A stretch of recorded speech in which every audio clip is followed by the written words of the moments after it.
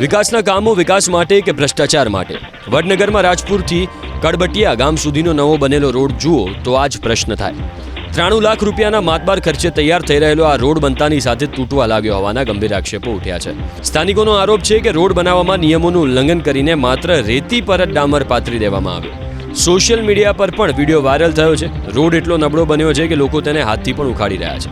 જાણે ભ્રષ્ટાચારના પાયા પર વિકાસની ઇમારત ચણવામાં આવી હોય તેવું લાગી રહ્યું છે. સ્થાનિકોએ માંગ કરી છે કે ટેક્સના પૈસાનો આવો દુર્વ્યય અટકાવવો જોઈએ અને કોન્ટ્રાક્ટર સામે કડક કાર્યવાહી થવી જોઈએ.